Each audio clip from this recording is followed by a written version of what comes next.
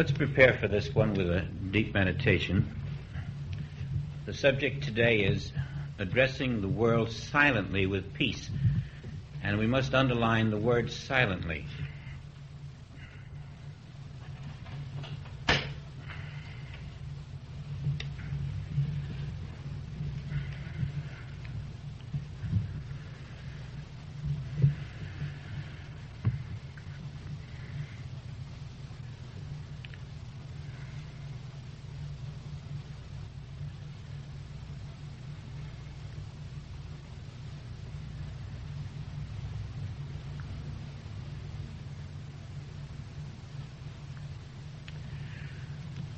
Now, the peace that we're to address to the world is an inner peace.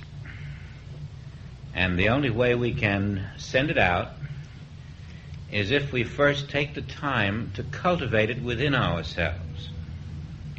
And so we're speaking about an inner peace. In other words, a spiritual consciousness, which is the peace I give unto you, to the world, which is in a state of unrest. And this is not going to be a peace that we send out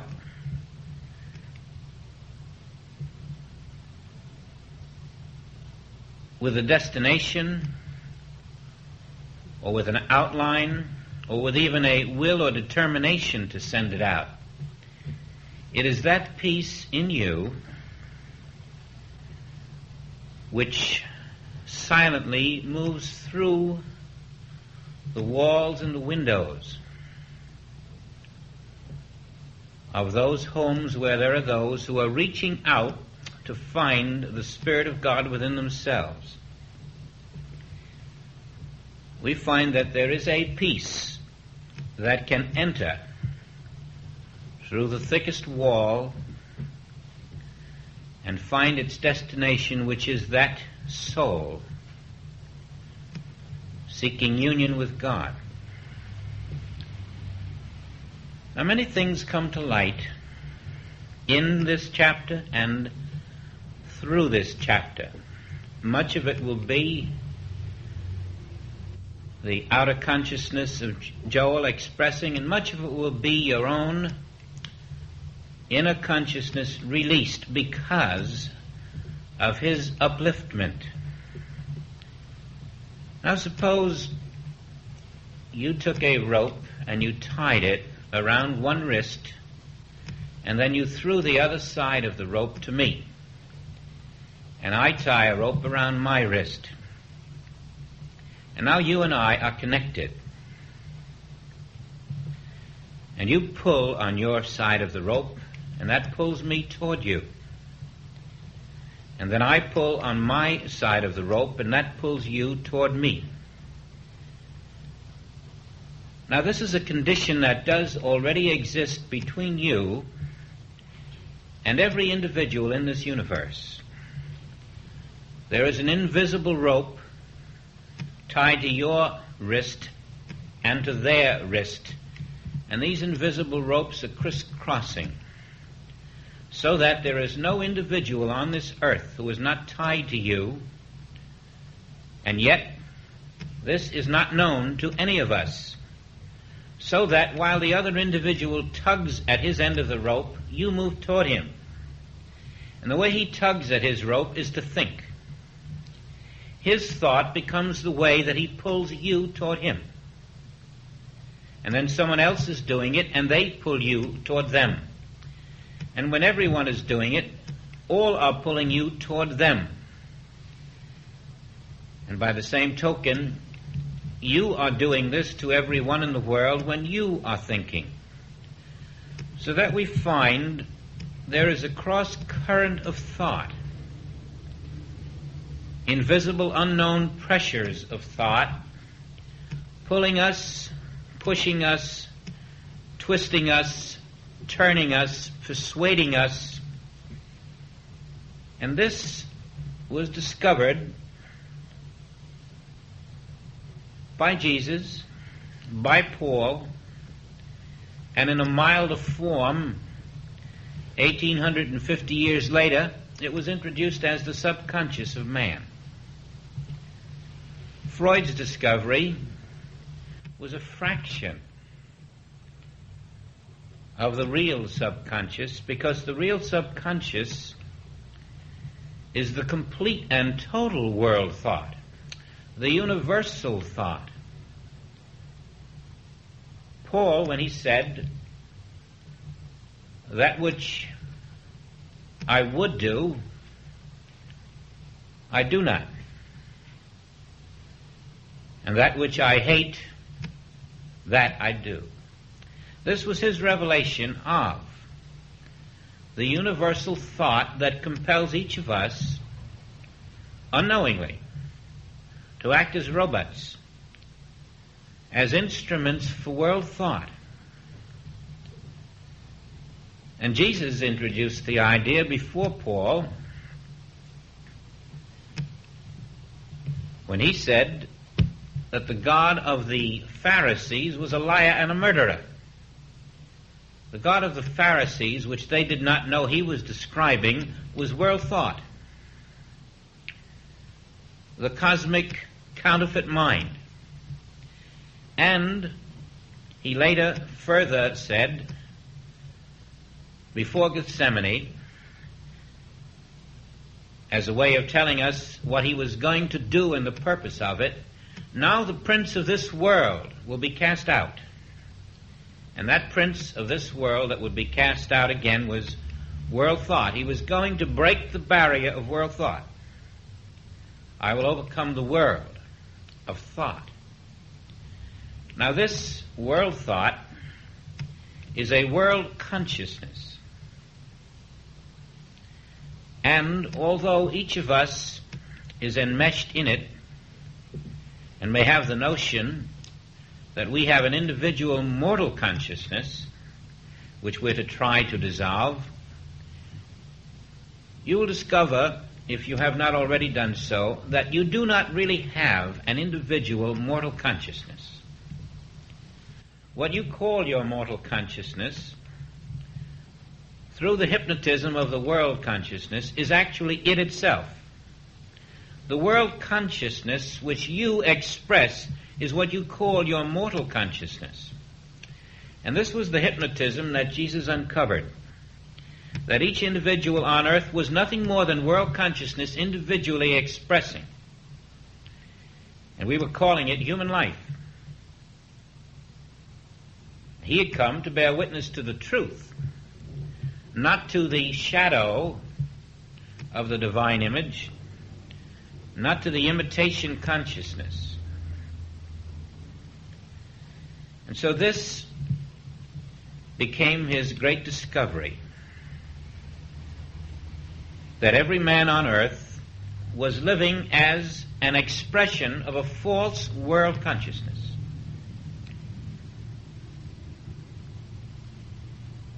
Which the Bible in the 2nd chapter of Genesis called the Lord God.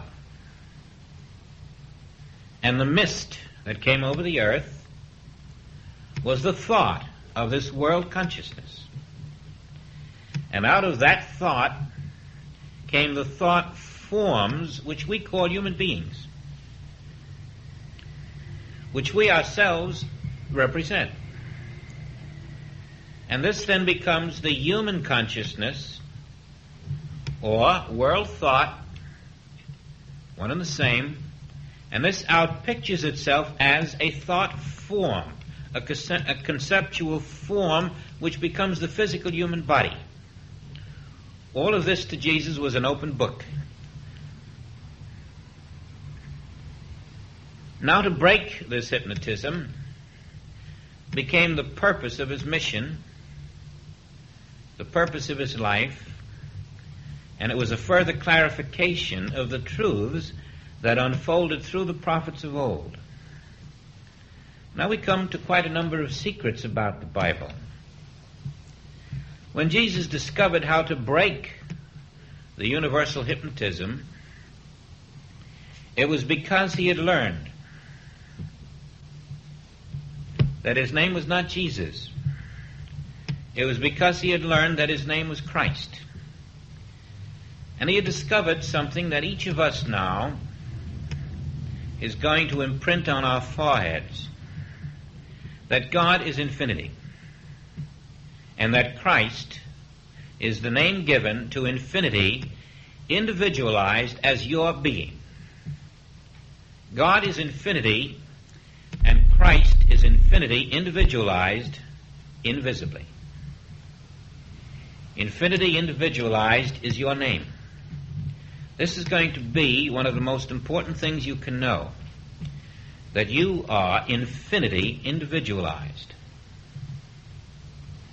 That every man on earth is infinity individualized. Each is the infinite one, and this is the miracle that Jesus discovered. Each individual on earth is the infinite one expressing infinitely, but appearing, because of the world hypnotism, which individualizes as a false human consciousness, expressing not infinitely but finitely. And this human consciousness had to be dissolved. Now then, as the way shower, he dissolved his own human consciousness. And when it was dissolved, that was the end of Jesus. It was the birth of the Christ. And the Christ now was infinity realized invisibly. The dissolution of the human consciousness of Jesus was his great contribution.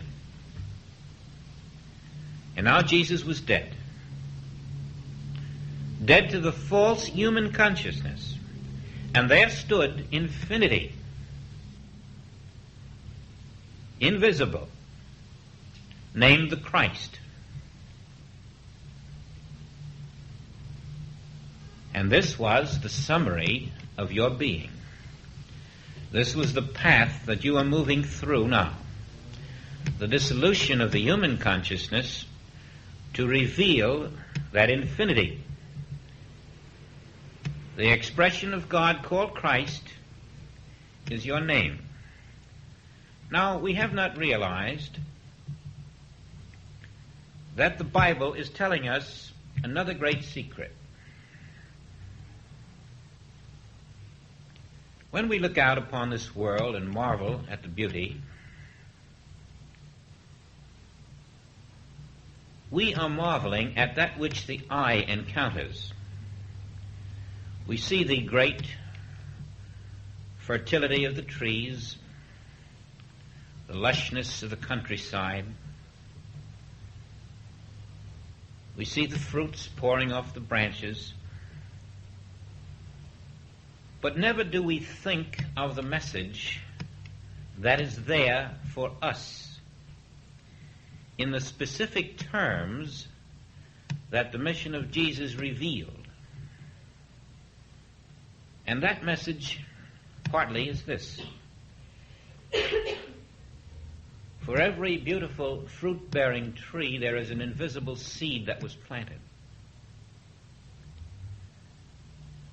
And the death of that seed was the birth of the tree.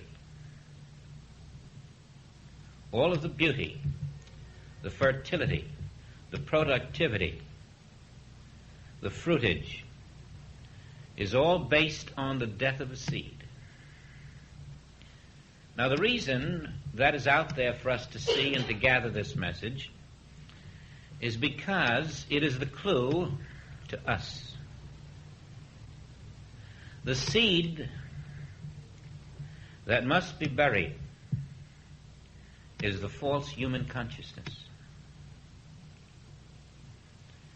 The burial of the false human consciousness is the first step in planting the seed which releases the infinite into your experience. Now, we have called the human consciousness illusion.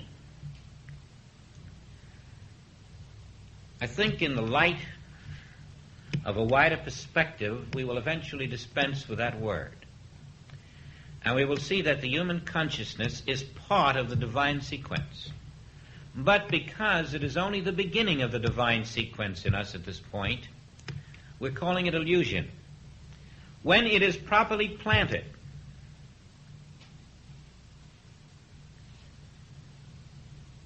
the divine consciousness will come through it just as the qualities of growth and fertility come through the planted seed. Now, this divine consciousness, then, is the infinite, and our human consciousness is the seed. Throughout the world, those who are in human consciousness, unaware that this is the seed which must be planted in the atmosphere of God, are trying to draw to that human consciousness more things that they want, preserving the human consciousness, perpetuating it, aggrandizing it, puffing it up. And so the Scriptures tell us, vanity of vanity, all is vanities. And this human consciousness is the liar, the murderer from the first. Now then, to plant that human consciousness in the ground of God is the crucifixion of self. This is the true meaning of crucifixion. As the human consciousness is permeated with truth,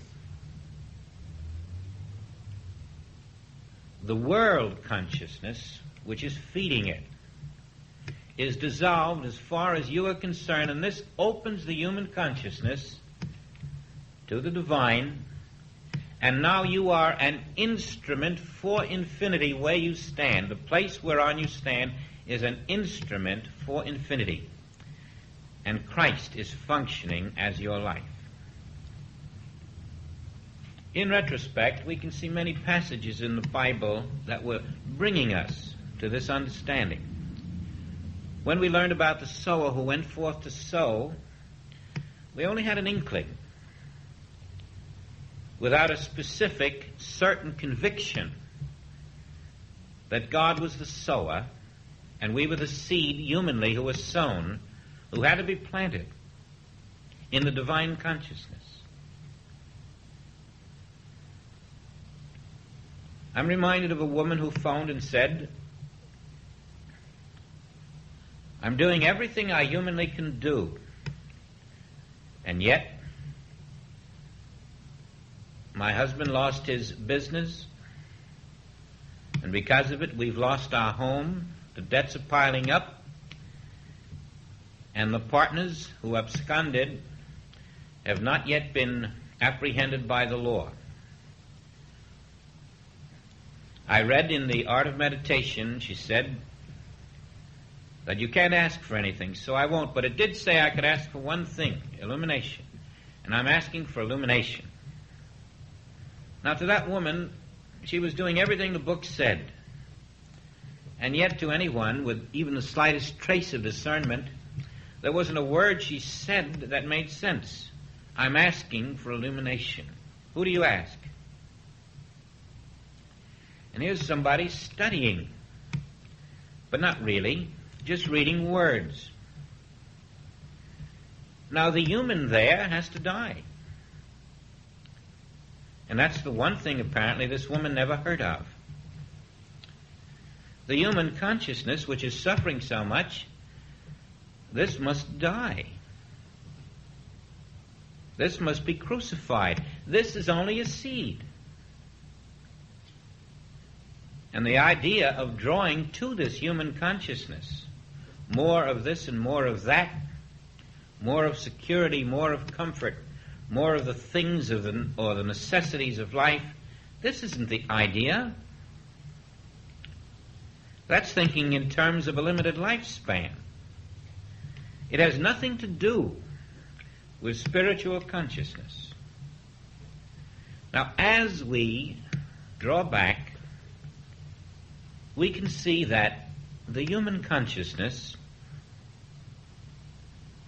is such a large seed that from the finite lifespan we could not recognize it.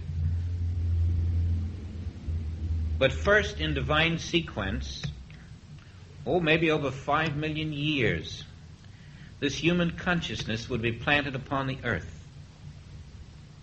And then as it dissolves into the atmosphere of divinity, out comes the Christ consciousness, the next consciousness on earth. And all who stand in this rope-tugging contest, letting themselves be pushed and pressured and tugged by world thought from a world consciousness, are still being seeds not planted, trying to make a human lifespan which is a seed, trying to make it the fruit on the tree. You see, in this work you have to get back and see things from a timeless perspective, not just at this present instant of human thought. And once this becomes clear to us, we can now see that when Jesus was able to discern that infinity stood where Jesus stood, but that the Jesus consciousness was the interference,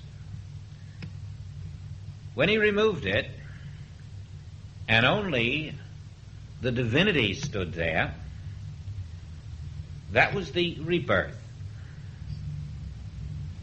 the resurrection. And from it came the ascension over human thought, over the entire world of human thought, so that in this ascension over world thought, the prince of this world, the human consciousness, was cast out. And then wherever this consciousness walked, that was really infinity expressing. Infinity showing that it is present everywhere infinitely. Now, as we follow that path, we will come to a place where the human consciousness that we are will be planted as a seed in truth. And through that seed which is planted, the divine self will come forth as grace, and where you walk, where you live, in whatever venture you may be, infinity will govern your life. And then you have the infinite consciousness replacing the limited, finite seed or human consciousness which was first placed on earth, and then from it the rebirth, the real self rising to take over and to live the divine life on earth.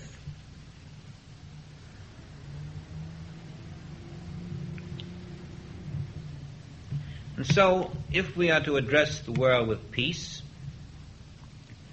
we must go about the business of establishing that inner peace first. And so we say to ourselves, how do I go about burying this human consciousness? Because it must be seen that until this is consciously done, the false personal sense of self will be a channel, not for the infinite, but for the finite imitation. Now, all of Darwin's work, even though it's been accepted by science and education, is all about the human consciousness, which evolved as human form. It was about this world consciousness evolving in a succession of lower to higher animals. And in the absence of recognition that there was an invisible world consciousness, Darwin fell into the trap, which Jesus did not fall into, which Paul did not fall into, but which the world has fallen into. And this trap of falling into the world consciousness, in fact being born into it, from Adam and Eve on out to this moment, this by Joel and by another Joel in the Bible is called the lost years of the locusts. Those years spent in world consciousness instead of divine, those years are the lost years of the locusts. And they represent what is also called the fall of man. The fall from divine consciousness into the trap or world consciousness, which is also called the knowledge of the tree of good and evil. And resurrection is the breakthrough the world consciousness back to the divine consciousness, which is the infinite consciousness. Now you, in yourself, in your Christ being, are the light of the infinite. And you are told not to hide your light under a bushel. And so when the Spirit draws you into its pathway, it is to make you a center of light, a spiritual center, so that first within you is generated the understanding of the infinite nature of each man. And as this understanding deepens in you, you find that without any effort on your part, people who hardly know much about your work are drawn and they ask you for help of some kind. It's usually of a personal business nature or a personal domestic nature, but something in you draws them. And it is this understanding which is your spiritual light, which is at a higher level than theirs. And soon you find that through these relationships that develop, when world problems are brought to you, you are not receiving them as other people. They are receiving them and they form opinions. They react. They become part of the chain reaction to world activities. But you already, having been indoctrinated through your own inner light and your growing relationship with others who are coming for that light, though they know it not, you're beginning to move toward these world problems and disarming them. You are addressing them with truth, so that instead of reacting, you are more able to see that this problem is not of God. This problem has no origin in the one source. This must be world mesmerism. And you see, this finds you in the consciousness that is not accepting and grappling with the problem. So now you are beginning to dissolve that problem by the mere fact that you are not perpetuating it within yourself. And so, to a measure, you have shed some light in the world. You might liken it to an ocean, or to make it more practical, a small lake. If you were to empty a hose into the lake, imperceptibly you would be raising the level of the lake. And if you poured more water into that lake, again you'd be raising it. So it is that when you let light into the ocean of light, you are raising the level of light in this world. When you are in possession of truth, you are raising the level of truth in this world. And this is what we're here to do.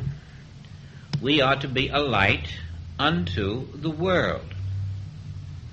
a spiritual center for regeneration, for healing, for truth, to bear witness to what is, instead of that which the world sees through its counterfeit consciousness, its seed consciousness, which it has not yet planted. And then we become the good seed, not the stony ground, not the shallow ground, but the fertile ground. And now, as we continue to do this, we are taking our light out from under the bushel, and we're finding that through us the light and the wisdom and the presence and the power of the infinite is slowly asserting itself into our experience and then eddying out as an influence first to our closest associates, so that we are the one in our own family who silently is a channel for the light. And from us it eddies out to our neighbor, to our community, and so on, out and out and out, always silently walking through walls and windows, because spirit knows no obstruction. Now, oftentimes in our own domestic lives, we look around us, may feel a moment of sadness, realizing that father and mother do not have the light, and the father I worshipped as a child is now something quite different, as I get up close and see that this was egotism that I worshipped. It wasn't the light of the Father, the light of God. And now my father has become my child. And I can see the child in the father, the child that acts just like a child. And there are some mothers who have come to the point where, after having become grandmothers themselves, they still have their father with them. And then, as they take care of their father, they discover that this 80 or 82-year-old man becomes just like an infant. If they want to go somewhere, father says, "Oh, don't go, don't leave me alone." And if they want to do something, father pouts. They become just like little children. And it's very embarrassing to find that the parent you adored really hasn't kept pace with the times and grown with spirit as you have. Now, this isn't always the case, fortunately, but where it is, and this is mostly the case, wherever it occurs, the child, regardless of the child's age, is often in an embarrassing position. Usually the parent feels that he or she knows so much more than this child. And so there are all kinds of pressures upon the child. Father says do this, mother says do that. And the child can, if that child has not been centered in the light, can try to please everybody, can try to, in some way, move through this maze of differing opinions, and often the child itself loses a certain quality because it looks at the parents and it feels this hopelessness. Here's the people that are supposed to help me, to show me the way, and I recognize that they don't know it themselves. They compromise. They're trying to make their lives work out, but they're not able to do it. And then the child, unless well-grounded, loses faith in himself or herself. And yet this must not happen. The one who has an understanding that the light of God is my substance, this is the real parent. regardless of the age of the forms around it. The one with the knowledge of the Father of Spirit, this is the adult. And this one must learn that the law of God in me supersedes all other law. There is no law on this earth but the law of God. And if I realize the light of my being and stand there, I am the light of this household, even though the parents are trying to advise me. And so I silently in this household bring the divine consciousness by planting the human consciousness in the atmosphere of God.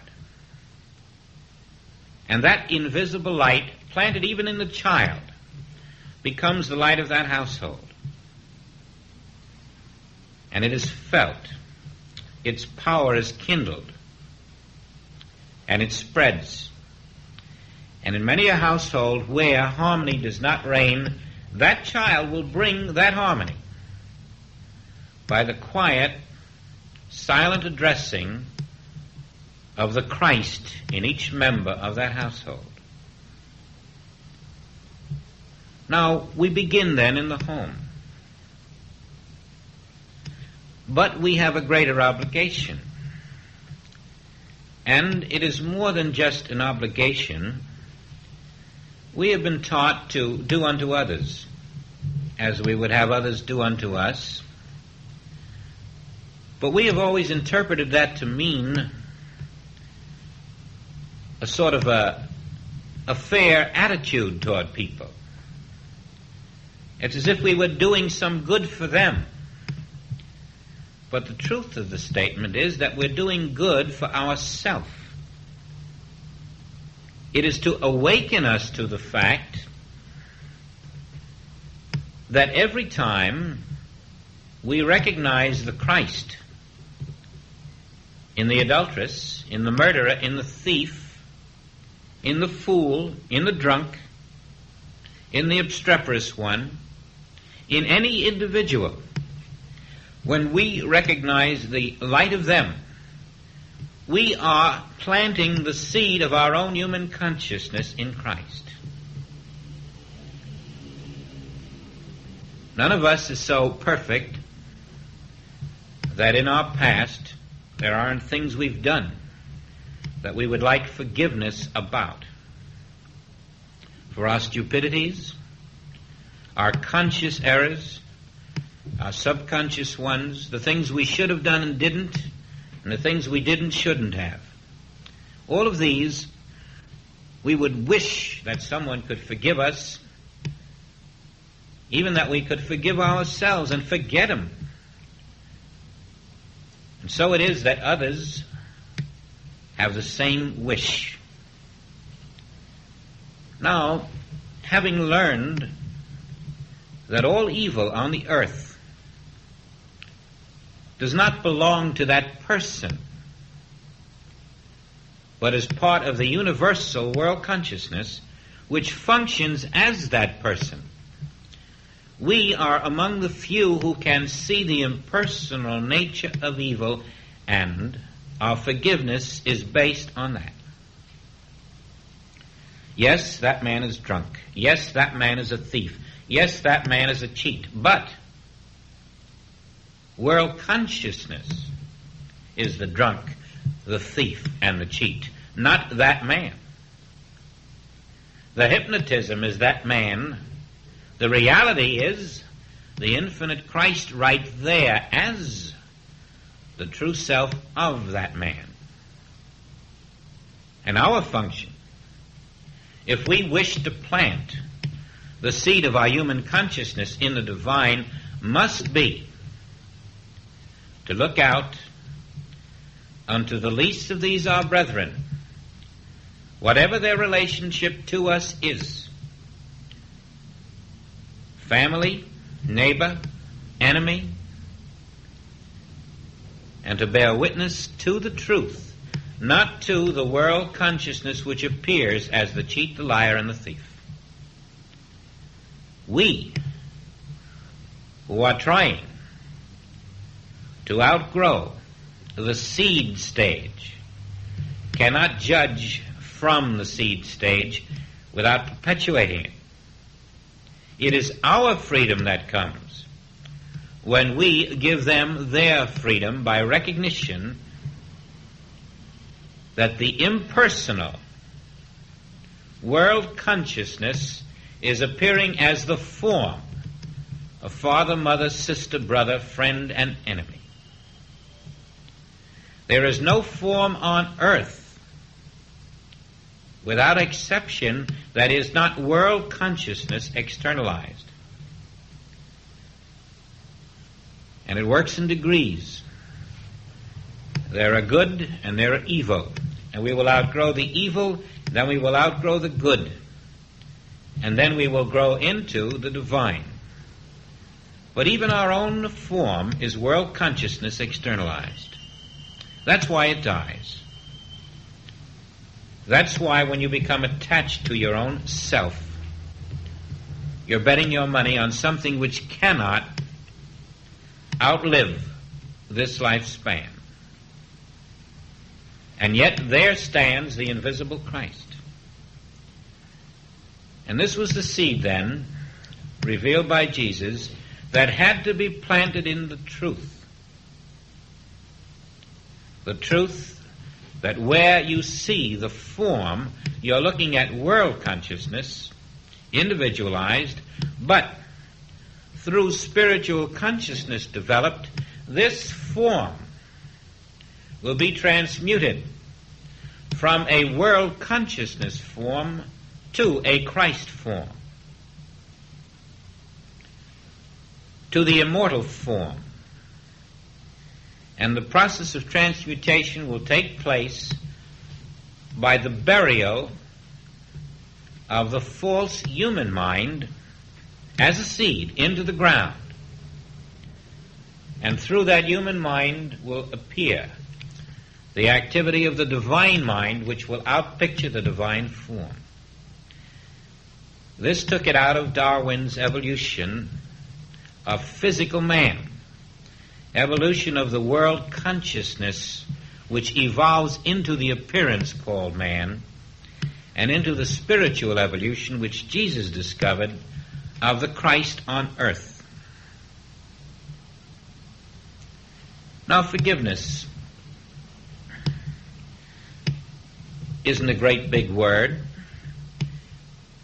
but it becomes important in our work because it is the recognition of the illusion of the form and of the activities of that form, so that you can look at all evil, and because you are spiritually endowed, you can say, I know thee who thou art the Christ of the living God.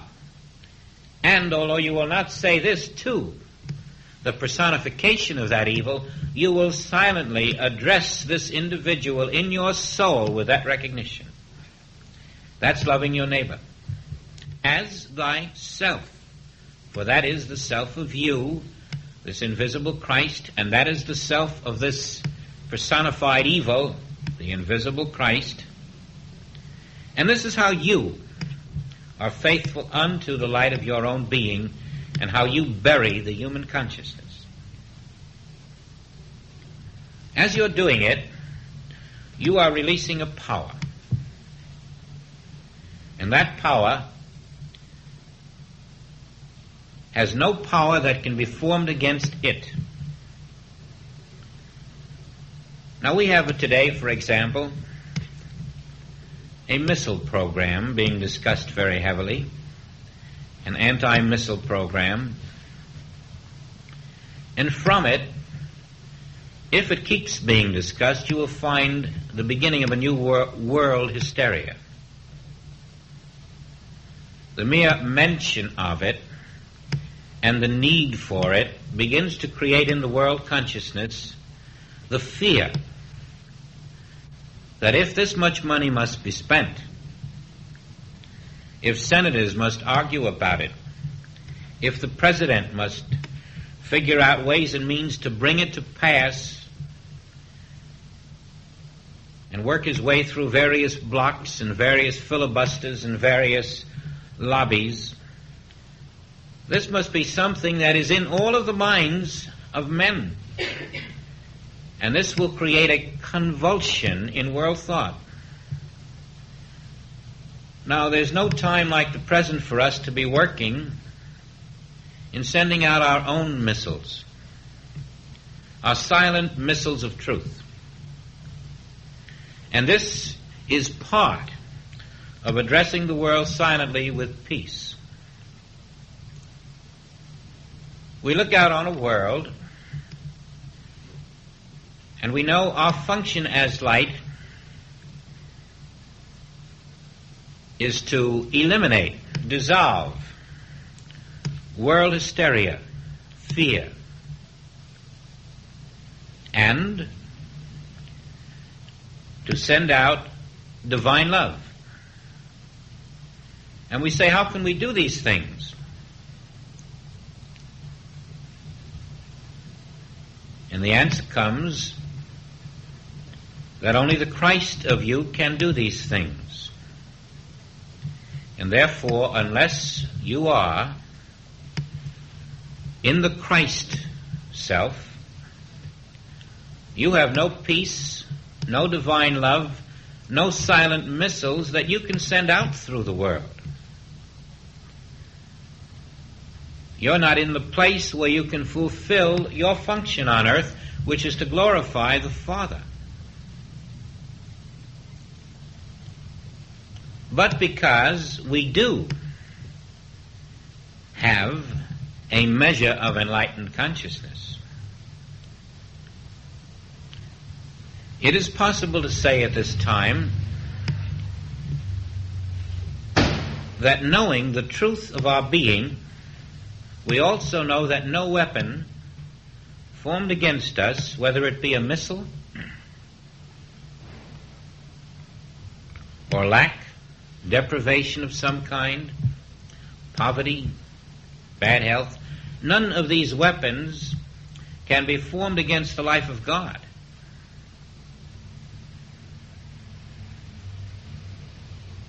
And so when we are told that no weapon can be formed against us, we must remember it said, when you are in the secret place of the Most High. And that secret place, we know,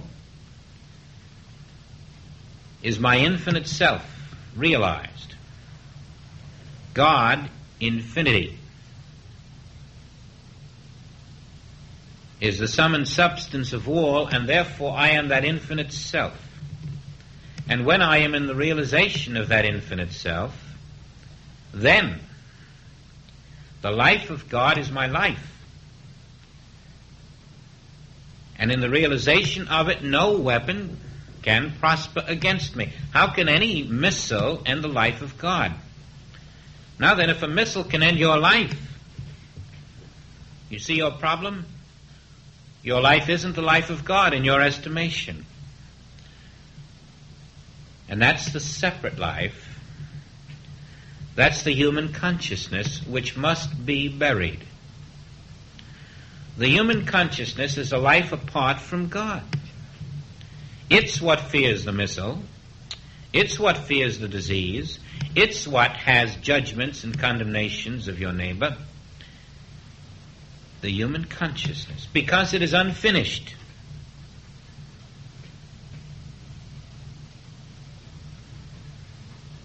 Now, we have a great work then in the realization that instead of being tied to each other by an invisible cord of world thought, behind this mesmerism is the truth that we are tied to one another by an invisible cord of spirit. Right where you are is spirit. You might say you're touching spirit if it is easier for you at the moment. You're touching spirit where you are. But when you touch that spirit, you're touching all that exists in the universe. For spirit is all. You're touching infinity. And that means where you are working through infinity, and infinity is working through you. Spirit is infinite and indivisible. And so now, you being spirit, and I being spirit, we are one, and whatever affects you is going to affect me, and vice versa. Now when you pull, you're pulling me, provided I'm in spirit, and when I pull, I'm pulling you. Therefore, if you be lifted up, you lift me, and vice versa. You are one spiritually with every individual in the spiritual universe. And it is this knowledge which takes you out of the world consciousness, which made you one with everyone in human thought. To step out of that world consciousness into the spiritual consciousness releases you from all of the evil in this universe, and then no weapon formed against thee can prosper. Now, we have to review that consciousness which is one with every spiritual consciousness in the world. You are spirit, and you touch it where you are, and I touch it where I am, and we're both touching the same spirit, for it is indivisible, and it is infinite. So when you touch spirit, infinity is functioning where you are. You must have that in your consciousness. Infinity is functioning where you are. Infinity is another word for God. As long as infinity is functioning where you are, your neighbor 500 miles away is within infinity and is spirit, and therefore infinity is functioning through you and through your neighbor. And you and your neighbor are connected by infinity, by spirit. Now that neighbor may appear to you as a thief or a murderer, but that's the human illusion. The reality is that neighbor is spirit. And so you're connected spiritually to that neighbor. And that neighbor is connected spiritually to you. You're connected to your parents spiritually. And your parents are connected spiritually to you. And it does not matter if they're on this earth or not. You are as connected this moment to your parents, whether they are on this earth in a form or not. Because the spiritual substance, that is their name, is undying. You are as close to a deceased parent as to a living parent.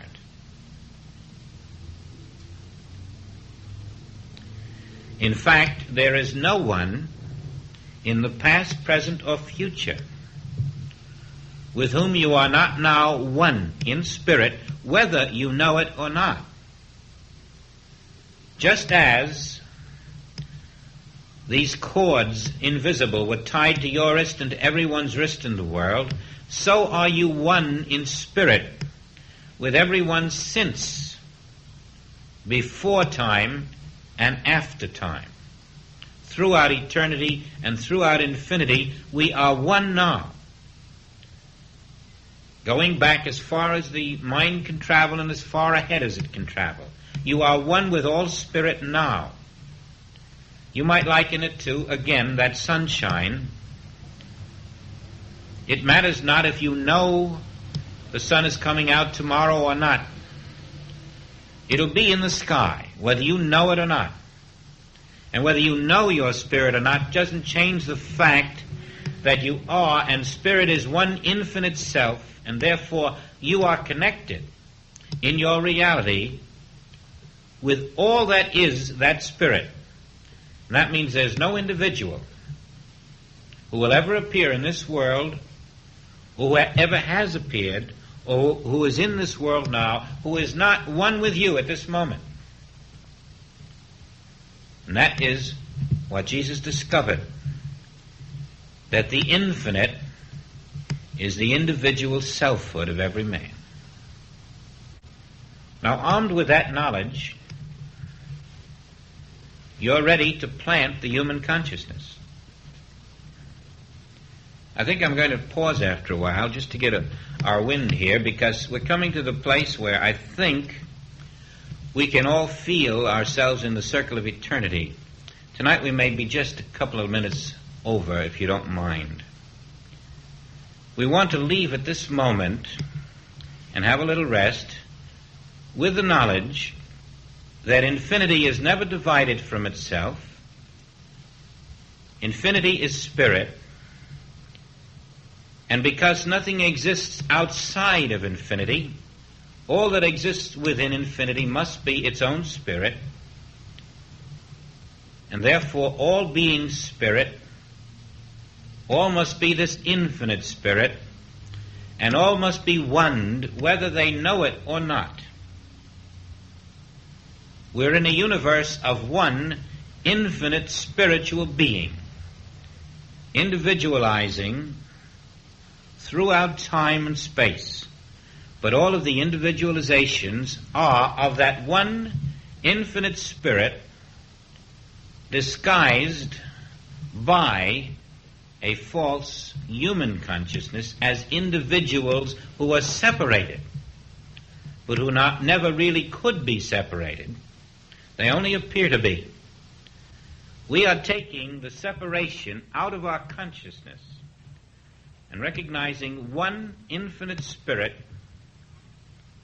and all who appear as separate lives are really that one invisible spiritual life. And in that recognition, we have accepted for the moment the demonstration of Jesus, who became the Christ, who showed that wherever the Christ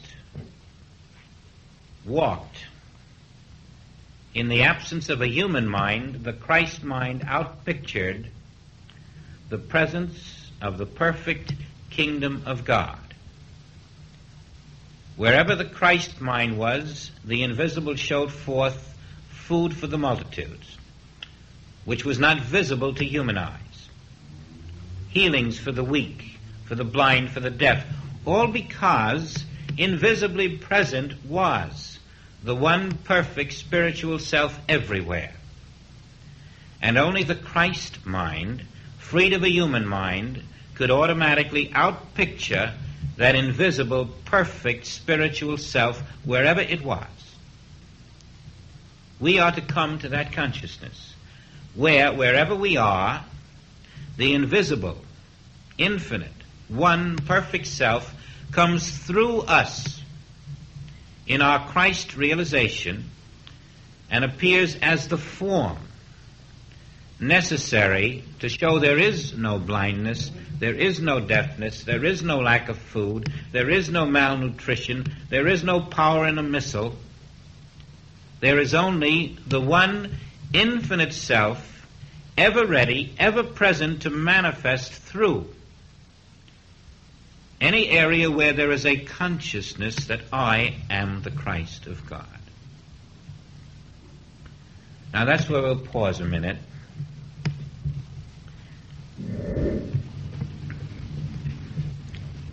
We want to get a working formula, and that's why I wanted that little rest, so we could have a grouping within ourselves that would be so clear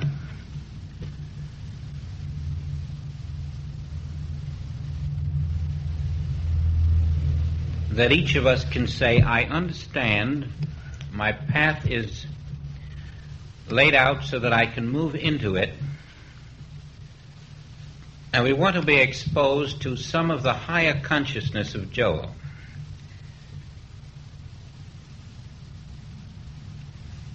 When he says, I am with you always, that's quite different than you and I hearing those words from the Bible and accepting that God is with us always. Here's Joel saying, I am with you always. And you and I must come to the point where we can say to the world, I am with you always. Now that's not a place where we have thought we were going, perhaps. But it is where we're going. My peace I give unto you is what we are saying to the world. We're not at the place now where we're looking to that peace from God. But instead we are accepting from the truths within ourselves that God is the name of our being,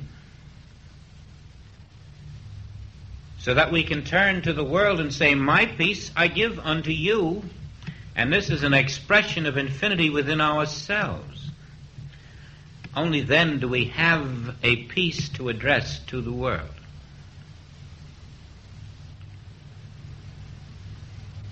Now there is a perfect prayer, you might say, or at least a right prayer. And it is not the prayer that says, God, help that poor man. Help my brother understand. Help my fellow man understand. Help my enemy understand. That is not the right prayer.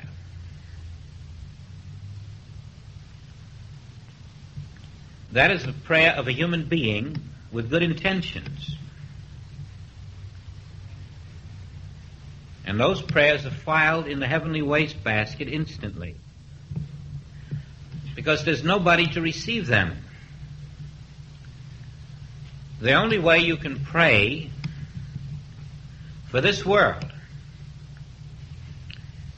is to recognize the reality that stands behind this world. And you don't recognize it out there. If you are not the core, the center of that world, then you're merely having a superimposed idea in mind which is as ineffective as a human prayer. So that you, where you stand, must be that infinite self. Now you can come to that realization easily. We used a balloon once, let's use it again. Let's take a 5-foot balloon, blow it up, and touch any part of that balloon, any part of it, and find one part of the balloon that isn't a balloon. Any part of it is as much a balloon as any other part.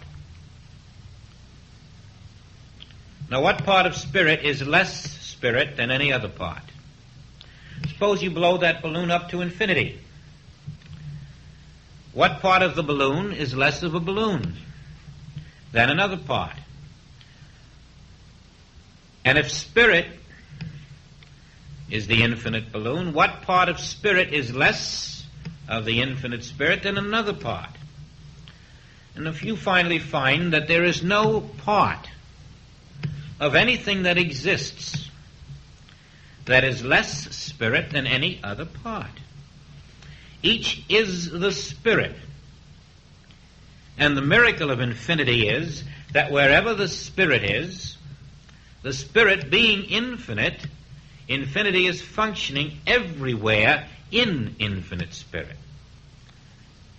There's nothing else that can compare with infinity functioning infinitely wherever spirit is.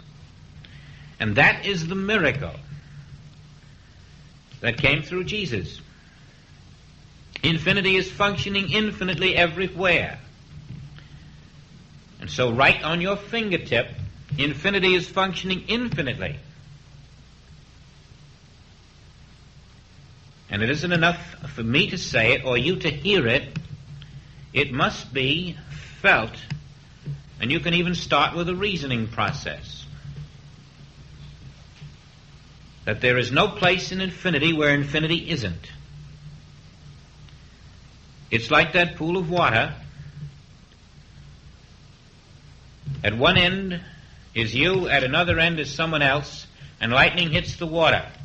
Who gets it? Both of you. Every point of that water distributes that lightning instantaneously. So it is with infinite spirit. It is everywhere at once. This is the sum total of existence. And the moment you touch it, in consciousness, you are one with all of it.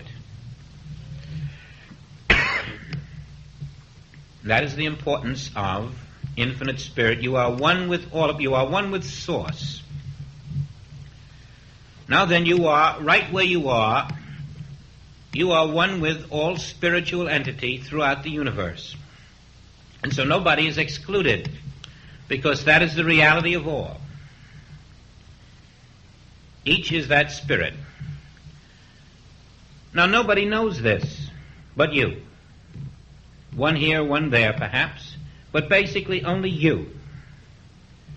And so you're dealing with a world of people who do not know that they are invisible spirit. They are one with you, but they do not know it. You know it. And you are here to bear witness to what you know. Now the power is in the spirit.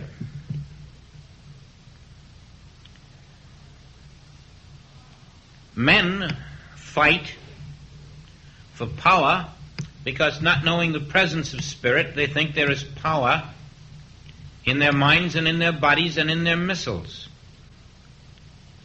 But when you know that spirit alone is here, there is no power in their might and in their bodies and in their missiles. Now, because only spirit is here, and your human consciousness does not bear witness to that, if you live in your human consciousness, you will be on the same level of consciousness of those in this world who do not know that spirit is all that is here. And so when you're encountering those in that human consciousness who do not know spirit is here, you are doing them an injustice, and yourself an injustice,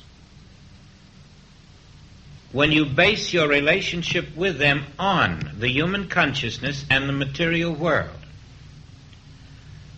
When you spend your time trying to please them and cater to their whims, or their so-called superior knowledge, or their experience, you are placing your integrity not in the spirit or the truth of being, but in the false human consciousness, and you have fallen into the decoy. Your age, being spirit, is as old as God, because God is that spirit. And the age of your form makes absolutely no difference whatsoever. Your age is your spiritual identity. And that spirit in each is without beginning and without end. It has never aged, it has never been born, it will never die. In your spiritual identity, you are as old as God, because that spiritual identity is God. Now we learn to let the infinite live our lives. As the infinite lives your life,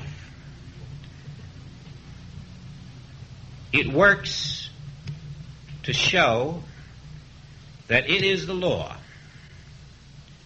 And all those in human consciousness who come into conflict with you in any way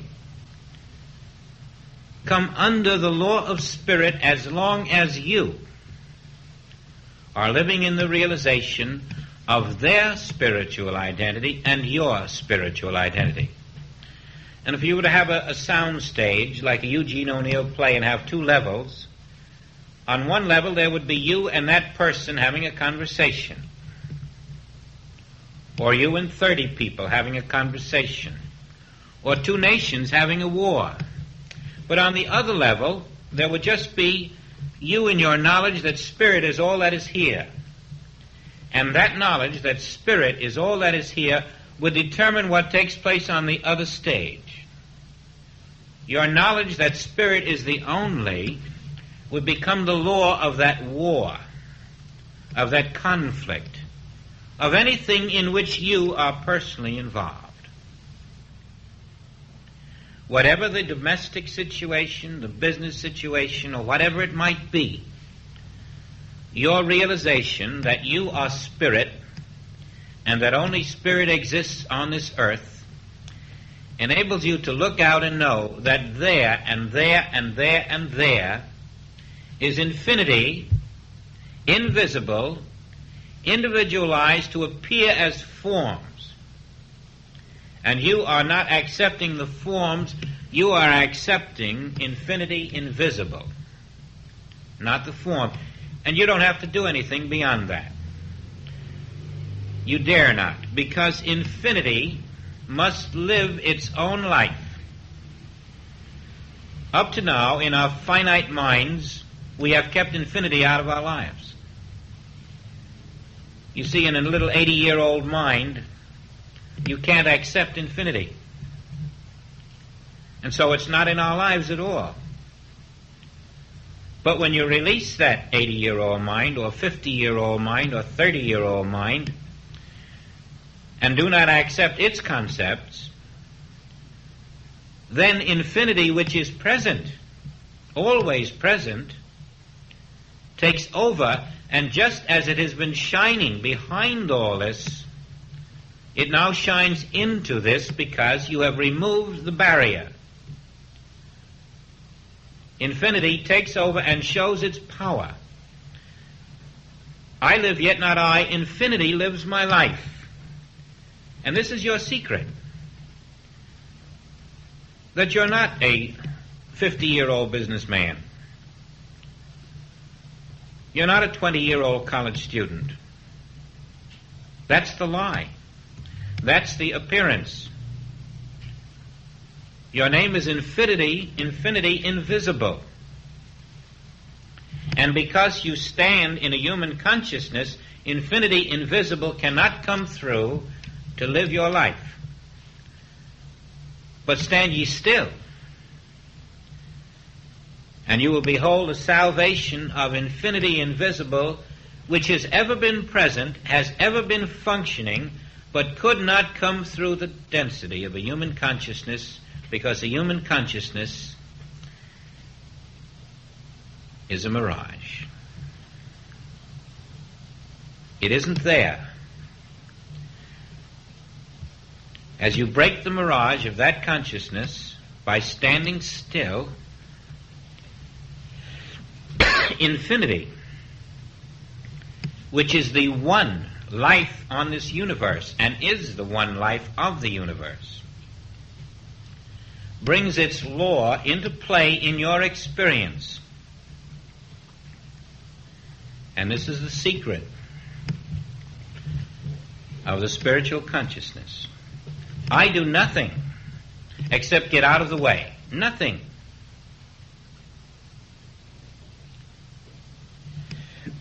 Pardon me. Can you see the healings of Jesus that way? Doing nothing? Letting infinity do it all? Now that must be our secret. And that is how we address the world silently with peace. Now we have a world that is troubled in all forms of predicaments. What do? We do not pray to improve the world. We do not pray to anyone, to any God. We recognize God as the only life there is. God is not troubled. God is not at war. All that we are seeing is the false activity in human consciousness. We are seeing a world illusion. on international levels, national levels, citywide levels, and domestic levels, and in our personal own selfhood. All one world illusion. And we stand on the law of perfect God. God is all. And therefore we know that on this earth, the only life there is God. And therefore all that is outpictured, that is not permanent, that will die, that will pass, that cannot be the life of God, and it must be the false picture of human consciousness. This becomes our way each day. And it starts with me, the I am spirit. But I can't be a local spirit, a spirit riveted to a time and a place and a spot. Because spirit isn't that way at all. Spirit is infinite.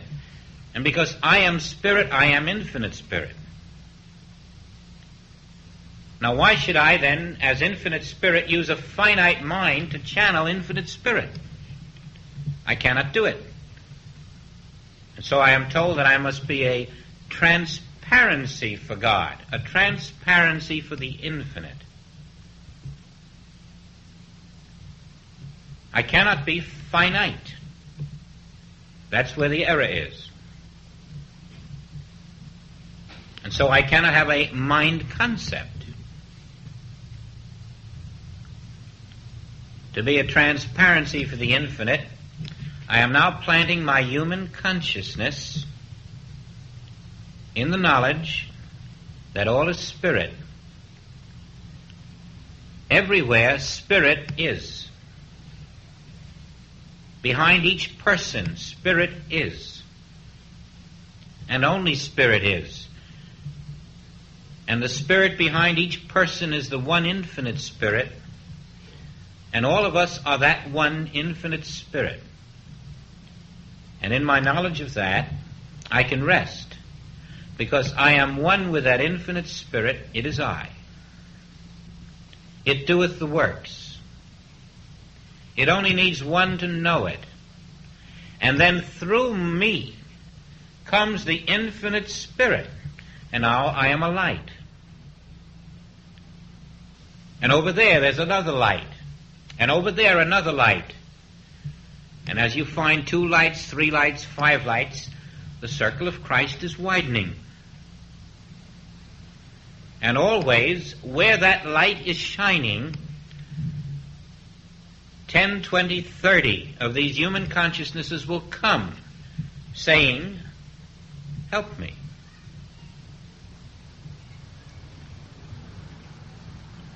Irresistibly, the inner spirit of their own being will propel them there.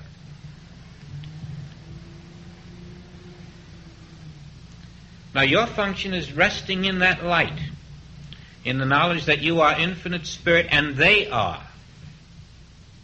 And there is no other. There is no other life.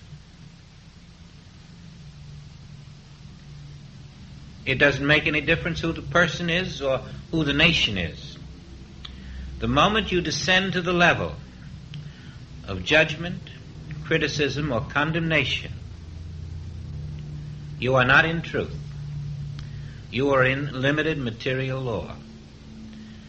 But if you will not descend to that level and will stand still, just in the knowledge of the truth, you're in freedom at the same time. Because the truth which sets you free is self-enforcing and self-revealing through the consciousness which has beheld that truth. It is your release. When you release man from his guilt, from his fear, from his own judgments, from his inhibitions, from his superstitions, from his ignorance, just by the realization of who he is, infinite spirit, you are released from your human consciousness. And you and that individual or group of individuals are brought into some form of accord. Because the law of spirit will operate wherever spirit is recognized. And so we don't grab our antagonist by the throat. We don't acknowledge the crime. We address the world silently with my peace. I know thee who thou art.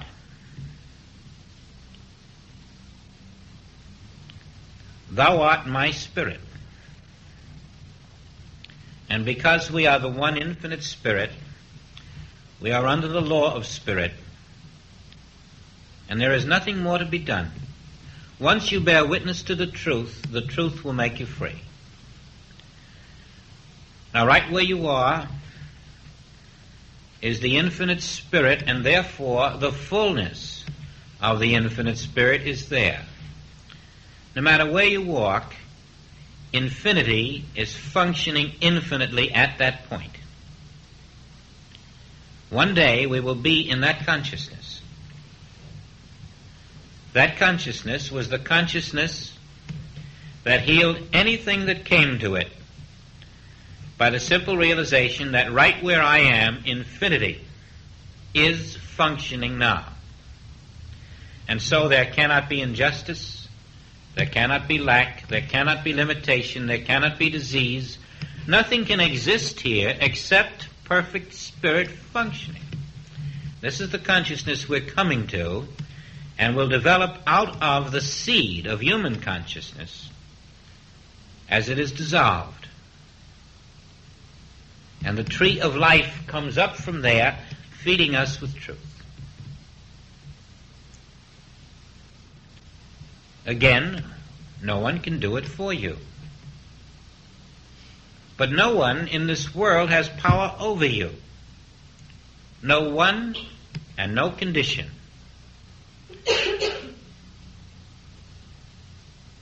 Where you are is your own infinite life already completed. And it will spin out in its perfect forms to the degree that the human consciousness is taken away. You see, only infinity can live the infinite life of your being. And when you maintain a finite consciousness there, then infinity comes through and it's interpreted by the finite consciousness, and this is the conditioning that limits our life to the mesmerism or the conditioned life. But when, through the practice of meditation and truth in consciousness, and beholding only the infinite self behind all individuals on this earth, you develop that capacity to stand in the truth that God is infinite and God is all, and therefore infinity must be all, in spite of the fact that individuals appear to be in separate individual lives. The one infinite life is their substance. And this secret becomes your secret, and it becomes your secret place of the Most High. Only the life of God is here. It is never diseased. It is never destroyed. It never begins in birth and ends in death. It is never sick. It is never lacking. But the individual appearances do lack, are diseased, and all because they do not know that the infinite invisible spirit is present, waiting to come, but it won't come through a finite consciousness. It can only come through the stillness, and then infinity interprets infinity into visibility. And where you stand, the infinite life of your being shows itself forth at the moment in the present harmony, continuing to unfold through every precious moment that follows as invisible harmony, coordinated by itself. Stand ye still and behold the salvation of infinity.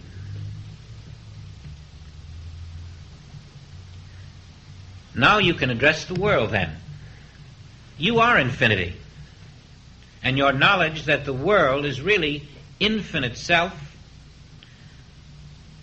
you forget the false appearance of the world, the lacks, the limitations, the material structures. You stand in the knowledge that I am the infinite self, I am everywhere. The Spirit of the Lord is over the face of this universe. And the peace, the harmony, the reality of Spirit being omnipresent, all that the human eye sees is but the outer reflected imitation of the infinite self. You stand on the truth and you're blessing the world. You're raising the level of light in the ocean of light. You really become the life of the world. Accepting the life of God as your life, you become the life of the world. According to Joel, as we continue to do this, we will raise the consciousness of the world and break the human consciousness illusion that has entombed man in a world of physical limitations. This was begun even before Jesus, but set greatly in motion by Jesus, and is now moving through us, expressing itself as that Christ consciousness which invisibly is the only consciousness now on this earth. Your integrity to it is your integrity to yourself. The inner universe may clarify some of this. I find that no matter how much you know of this, it's never enough. And Joel emphasizes that you must take this to you in consciousness before you close your eye at night, so that awake or asleep, whoever reaches out to the Spirit is helped by your uplifted consciousness, which knows the infinite Spirit is all there is. And so right there by Mr. Jones, Mr. Smith, and every other Mr. and Mrs., my infinite Spirit is, this moment, alive, waiting. And if they reach out to the Spirit of God in themselves, they will touch my uplifted spirit, and this will raise the level of light again. This was the consciousness that Joel had. It isn't beyond us. It isn't beyond anyone, because it's the will of the Spirit that we be the Spirit. The mountain is not as high as it may appear. And so awake, asleep. I am the infinite I. And whoever is in this world is the invisible Spirit that I am. I have no enemy. The only thing that can be opposed to me is a human consciousness, which I know is non-existent and without power. The perfect prayer is simply the realization of the infinite I as the substance of all who appear in form. And then let it be the light of your being. Let it. You needn't channel it or direct it or outline what it should do. It is present invisibly. Just let it. And the less you do, the more it will do through you. You become a perfect beholder of infinity where you stand. Then you're addressing the world with peace. My peace. Next time you say, my peace I give unto you, measure that by whether or not it is the peace of your spiritual being or something you're just remembering from a book. You will come to that level where my peace means your infinite peace.